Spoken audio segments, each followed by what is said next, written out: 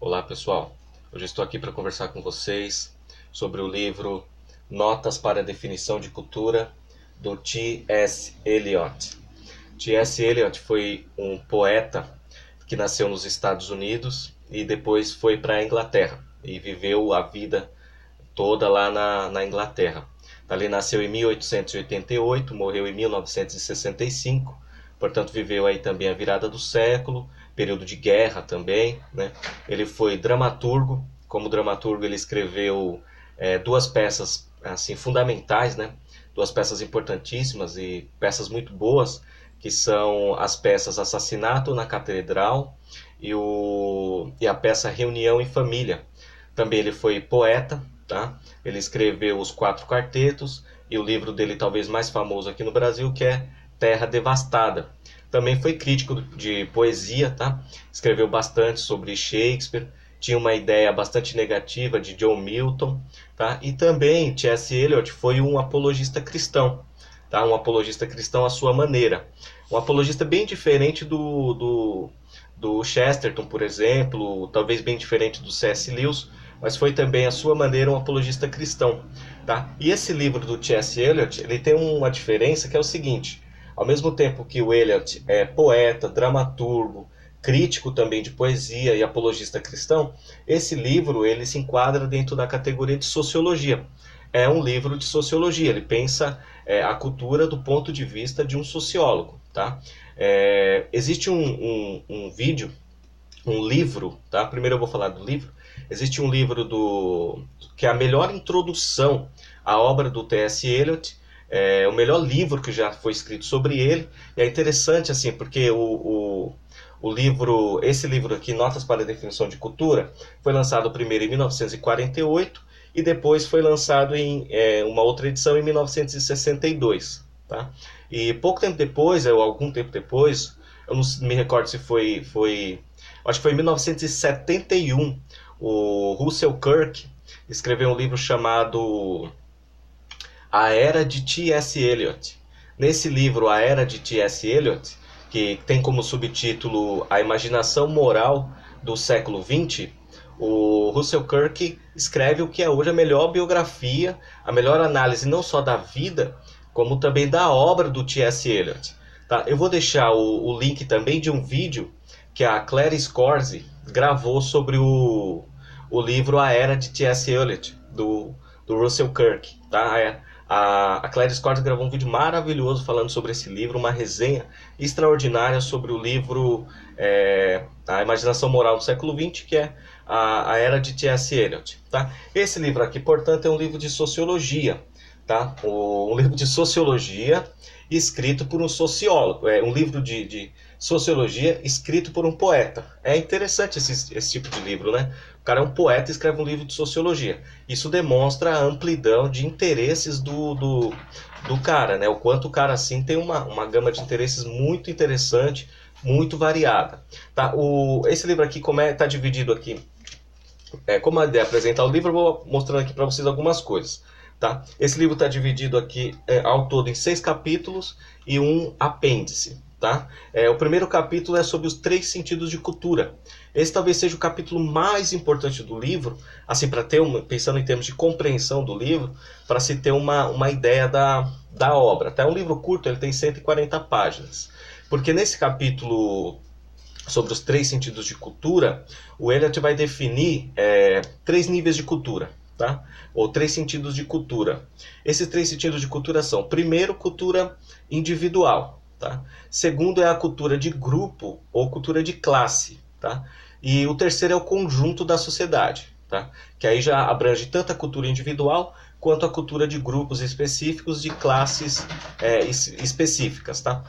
Essa cultura individual, que é o primeiro nível de cultura, tem a ver com aquela aquisição que a gente sempre se refere, que a gente precisa ter mais cultura, adquirir mais cultura, né? E aí confunde às vezes cultura com informação, confunde às vezes cultura com conhecimento, ou confunde cultura com a aquisição apenas de elementos teóricos acerca das coisas. E Eliot ele vai dizer uma coisa muito importante, que é o seguinte, que cultura não é só aquisição intelectual, não é só formação intelectual. Cultura tem a ver também com modo de vida. Cultura tem a ver com toda a praxis, com toda a pragmática que ultrapassa também, ou está relacionada, né, à atividade intelectual. Então não é só uma atividade intelectual, é também uma atividade prática.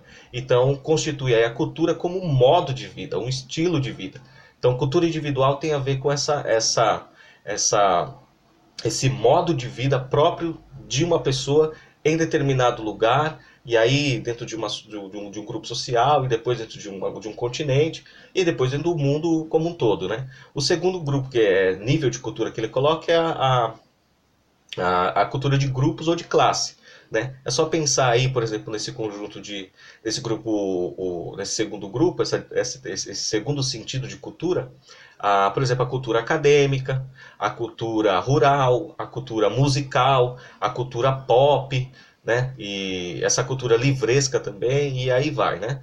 E o último, o que é o terceiro conjunto de cultura, terceiro sentido de cultura, o Eliot vai dizer que é o nível mais importante, porque ultrapassa o nível simplesmente individual, ultrapassa também o nível de classe, né? Aí de classe ou de grupos, tá? E chega nesse nível mais alto, que é o nível que envolve todos os outros dois. Né? Então esse conjunto, a cultura como conjunto da sociedade, envolve os outros dois grupos e ultrapassa esses dois outros grupos, que são o individual e o de classe. Tá? Esse é talvez o capítulo assim, mais importante para se entender melhor a proposta do livro, tá bom?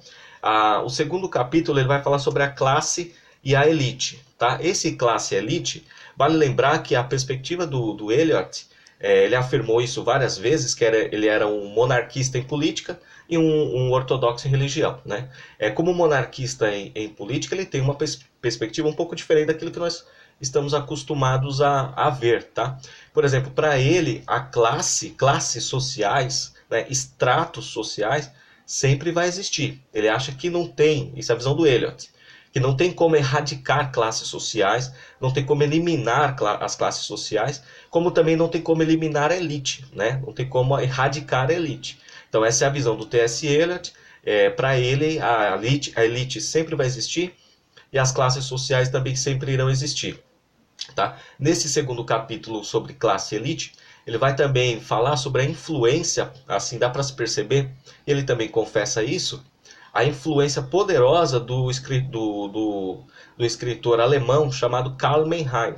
Karl Mannheim escreveu um livro chamado, é um sociólogo também, escreveu um livro chamado Ideologia e Utopia, escreveu também outro livro chamado Diagnóstico de Nosso Tempo, onde ele fala sobre a visão dele sobre a sociedade planetária. E o Eliot ele é profundamente influenciado por esse sociólogo alemão chamado Karl Mannheim. Tá? Embora T.S. Eliot discorde várias vezes durante o segundo capítulo das visões do Karl Mannheim. Porque para Eliot, Karl Mannheim é apenas um teórico da elite. Ele não é um teórico das classes. Então ele pensa muito, segundo Eliot, Karl Mannheim pensa muito acerca das questões da elite e não das questões da classe. Então não está interessado num todo cultural, não está pensado em um todo da cultura, mas apenas em algumas partes, e nesse caso aqui, para o Mannheim, é aquela parte que ele considera mais importante, que é a elite. O terceiro capítulo, o Eliot vai falar sobre unidade e diversidade. Deixa eu mostrar para vocês aqui, vamos ver se vocês conseguem ver aqui o sumário, tá bom? No terceiro capítulo, ele vai falar sobre unidade e diversidade, a região. Nesse capítulo aqui, ele vai falar sobre o regionalismo, a importância da língua dentro da cultura regional, do dialeto também, tá? E da importância das culturas locais, tá? Então, a importância da língua para determinada cultura, a importância do dialeto também dentro daquela cultura, porque existem muitos países, muitos lugares, que não tem só uma língua oficial, mas tem muitos dialetos que compõem aquela cultura. Tá? Então a língua é parte da sociedade e a manifestação mais importante daquela cultura. Tá? É pela linguagem, é pela língua, tanto o idioma oficial quanto os dialetos, que a sociedade se expressa, que a cultura se expressa. Daí a importância da linguagem, tá bom? Outra coisa também, ele fala nesse capítulo sobre a região, sobre a importância da unidade e diversidade. É importante que se mantenha a unidade local, mas também que se atente para a diversidade também que diz respeito aí a outras culturas. O quarto capítulo ele vai falar sobre unidade, diversidade, seita e culto. Aí onde ele vai falar do ecumenismo, vai falar da intercomunhão entre as religiões versus, né, a reunião de todas as religiões em uma só, que seria aí a proposta ecumênica. Tá? Esse capítulo sobre seita e culto, que é o capítulo de número 4. O capítulo de número 5 ele vai falar sobre cultura e política. Tá? Aí, para mim, esse capítulo aqui é o melhor. Assim, eu gostei mais. É o melhor, se não for o melhor, é um dos melhores. Tá? Esse capítulo sobre uma nota sobre cultura e política, onde ele vai falar sobre cultura e política de uma forma assim, bastante interessante.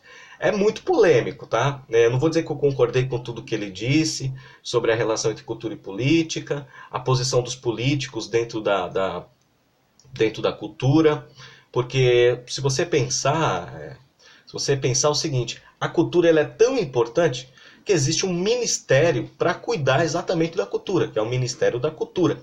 Então existe essa importância social, política da cultura. E aí cria-se várias instituições aí, ou instâncias para que se administre, se proponha alguma coisa relacionada à cultura. Tá? Ele é um capítulo bastante polêmico, não concordei com tudo que eu li, mas vou dizer assim que vale a pena conferir, vale a pena ler, para também tirar as próprias conclusões. Tá? O último capítulo é o capítulo sobre educação e cultura. Eu tinha dito que o capítulo sobre cultura e política é o melhor, mas não. O cultura e política é excelente, é um dos que eu mais gostei. Mas o capítulo sobre cultura e educação é, para mim, de todos, o capítulo mais extraordinário desse livro aqui. Tá? Notas para a definição de cultura, do Eliot.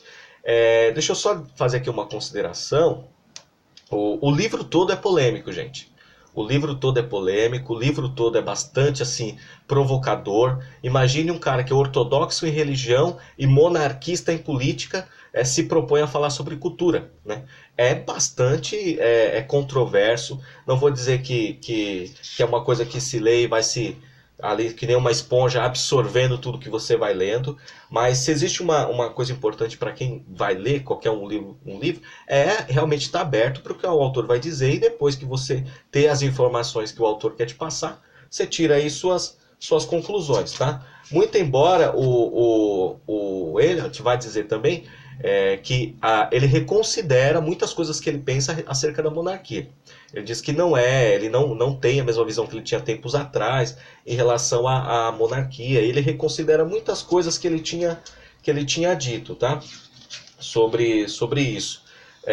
Mas é interessante, eu vou só dizer uma coisa aqui, ler um trechinho para vocês, onde ele fala sobre essa questão de pensamento político, gosto literário, e como se é muito mais, a experiência nos mostra isso, né? Que a gente muda muito posições, a gente pode mudar, ou tem mais facilidade para mudar uma posição política do que para mudar um gosto literário, por exemplo. E é interessante, perspectiva política a gente pode reconsiderar muitas coisas, mas gosto literário, eu me perguntei, né? Eu olhei para mim mesmo e vi que essa é a minha experiência.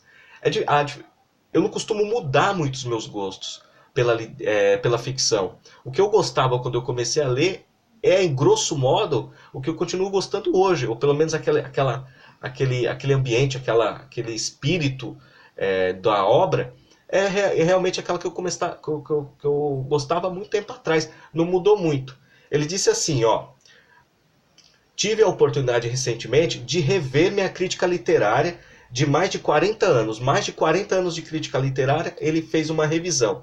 E de considerar desenvolvimentos e mudanças de opinião. Tá? Ele reconsidera tanto o que ele diz sobre crítica literária, quanto o que ele pensava sobre política. E tenciona um dia submeter minha crítica social à mesma consideração. Aí ele diz o seguinte, pois à medida que o homem amadurece e adquire maior experiência do mundo, pode-se esperar que os anos produzam mudanças ainda maiores em suas concepções acerca de questões sociais e políticas do que em seus gostos e em suas opiniões no campo da literatura. Extraordinário isso, né? A gente reconsidera muito posições políticas, posições sociais, mas em relação à literatura a gente tem é mais lento o processo de mudança. A gente vai mudando gostos com menos frequência, tá?